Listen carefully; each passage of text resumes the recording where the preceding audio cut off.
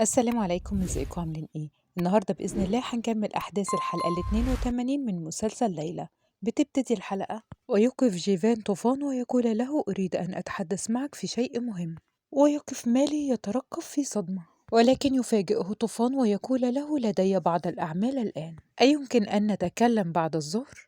ويوافقه جيفان ويذهب طوفان، ويطلب جيفان من نور أن يتحدث معها، ويطلب من مالي أيضا، وتسأله نور ماذا حدث، ويشير جيفان إلى مالي ويقول لها: هل هذا الرجل هو أبي؟ وتنصدم نور وتحاول أن تدافع عن نفسها، ولكن يقول لها مالي: أنا أخبرته.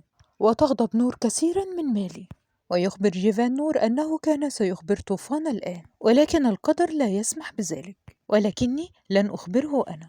ويطلب منها ومن مالي أن يتحدثوا هم بأنفسهم، وتحزن نور وتقول له: لا يمكنك أن تطلب مني شيء كهذا.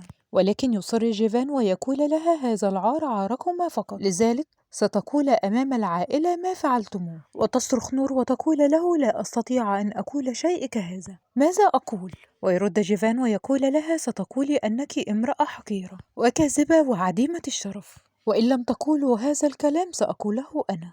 وينصدم مالي وتنصدم نور.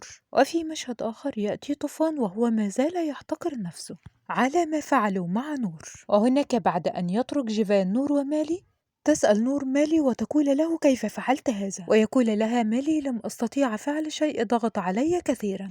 وتغضب نور وتقول له: ليتك مت قبل أن توقعني في هذا الوضع. وتسأله: كيف سنحل هذه المشكلة؟ فيرد مالي ويقول: يجب أن نجد طريقة لنسكت جيفان وإلا سننتهي. وتغضب نور وتلعنه على ما فعله. أقول هذا من أعماق قلبي، ليتك تموت.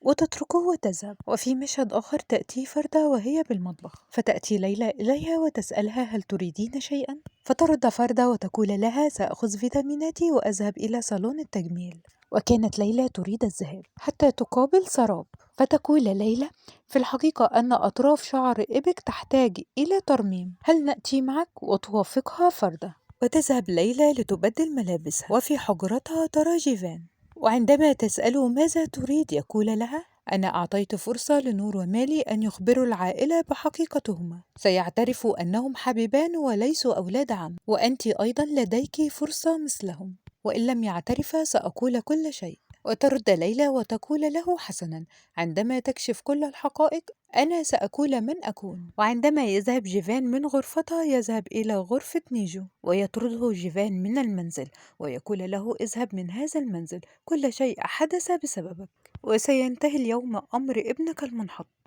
ويقول له بالسخرية: اذهب من هذا المنزل يا جدي. وينصدم نيشو لأنه عرف الحقيقة. وفي مشهد آخر تذهب نور وهي غاضبة إلى جوزيدا وتقول لها بسخرية: تعرفين أيتها العجوز ماذا حدث؟ وتقفين بلا خوف تغسلين الصحون، أنت دمرت حياتي، أخبرت زوجي وابني بكل شيء متعلق بحياتي. وتقول لها جوزيدا بغضب: لا يمكنك أن تجعليني أفعل أي شيء.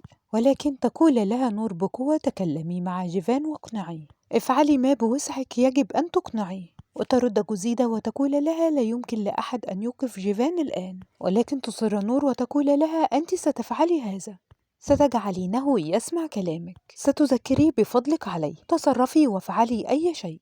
وفي مشهد آخر تصل فردة وليلى وإبك إلى مركز التجميل، وفي هذا الوقت تأتي سراب أيضا وتطلب من فردة أن يتحدثوا معا. وعندما يذهبوا إلى الأعلى تلومها سراب وتقول لها: كيف فعلت هذا يا فردة؟ كيف أؤتمنك على هذا السر وتفضحيني هكذا؟ أنت كنت مثل أختي. وتبكي فردة وتقول لها: سأحكي لك كل شيء. وما زالت سراب غاضبة وتقول لها: للتو بدأنا أنا وأخيك بإصلاح علاقتنا، لماذا أخبرتي بهذا؟ وفي هذا الوقت تأتي ليلى وتقول لهم: معذرة، ولكن صوتكم يأتي إلى الأسفل. وكانت ليلى تراقب كل شيء من بعيد. وتبكي فردة وتقول لها: هل سألت نفسك لماذا أخبرته الآن؟ أنا حافظت على هذا السر منذ سنوات، ولكن أجبرت يا سراب أن أفتش هذا السر لأن نور هددتني بطفلي، ومالي أيضا لم يستطيع أن يحمي طفلنا منها، لهذا ذهبت وأخبرت أخي بسبب قلة حيلتي. وتتعجب سراب وتقول لها: مهما كانت هذه المرأة سيئة، ماذا ستفعل بطفل لم يولد يا فردة؟ وتبكي فردة وتقول لها: لا أعرف، ولكن أنت تعلمي أني انتظرت هذا الطفل منذ سنوات. وتعتذر لها فردة وتذهب. وتتعجب سراب كيف لتلك المرأة أن تكون بهذه الوحشية. وهناك ما زالت نور تتحدث مع جوزيدا، وكانت قالت في البداية أنها ستطلب منها شيئان. الشيء الأول أن تقنع جيفان أن يصمت، أما الشيء الثاني قالت لها أريد طفل. وتتعجب جوزيدا وتقول لها هل جننتِ؟ فتخبرها نور بأنها تريد أن تحمل من طوفان، وسواء حدث هذا أو لم يحدث يجب أن أضمن عملي، لهذا ستجدين لي طفل، ممكن بعد 9 أشهر أو 8 أو حتى 7. المهم أن تجدي لي امرأة حامل. وتنصدم جوزيدا وتقول لها حقا خرجت عن السيطرة. هل سيدخل كل هذا الكلام على الرجل الذي يسمى زوجك؟ هل هذا الرجل أحمق إلى هذا الحد؟ وتقول لها نور بغضب سيصدقني يا جوزيدا، أنا سأجعله يصدقني. أنا نور سأجعله يفعل ما أريد. لن أستطيع أن أسمح بهدم مملكتي التي أسستها منذ سنوات. وتتذكر جوزيدا ماضي نور وكم أنها كانت طفلة جميلة وبريئة. وتتذكر أيضا جوزيدا عندما كانت تعاملها أمها بقسوة شديدة وتجعلها كطفلة ترقص أمام الجميع، وكانت تجعلها تتسول بالشوارع. وبعدها ترجع جوزيدا للحاضر وتغضب نور وتقول لها أنت أخبرتيهم بأسراري كلها. وتخبرها نور بأنها يمكن أن تقتل نفسها ولكن لا ترجع لهذا السجن أبدا. وتنظر إليها جوزيدا ولكن تقول نور لا تنظري إلي هكذا، ستفعلي ما أريد، وكأنها تهددها وتذهب. وفي مشهد آخر يأتي مالي إلى جيفان ليتحدث معه، ولكن ينظر إليه جيفان بسخرية ويقول له هل نستطيع أن ننهي الموضوع بالاستماع والتكلم؟ أنا أحزن على فردة كثير، هي أسست زواجها على كذب وخداع، ولا تعلم أن والد طفلها شخص كاذب، ويحاول أن يصلح مالي كل شيء ويقول له لنبدأ من جديد. ولكن ما زال يسخر منه جيفان ويقول له نبدأ من جديد، ولا يهمك من دمرت حياته وأفسدتها. إذا كان لديك القليل من الشرف لم تكن موجودة أمامي الآن.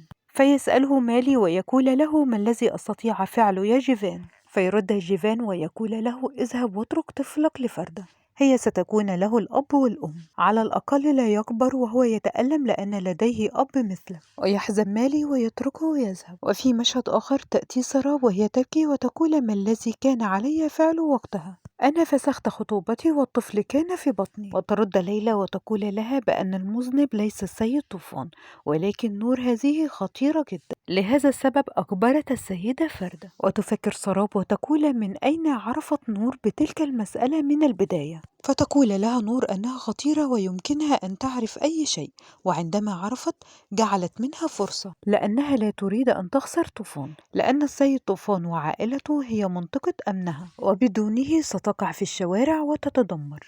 ولكن عليك الآن أن تتخذي قرار، هل ستكافحين من أجل حبك أم ستستسلمين؟ وتفكر سراب ماذا ستفعل. وفي مشهد آخر يأتي مالي وهو بالغرفة يفكر في الماضي، عندما جاء له جيفان وهو صغير وقال له أنه يحب الطائرة الورقية كثيرا، ولكن والده لم يصنع له طائرة ورقية من قبل. وفجأة يأتي طوفان وبيده طائرة ورقية جميلة ويخبر جيفان بأنه صنعها له، ويفرح جيفان كثيرا ويعانق طوفان.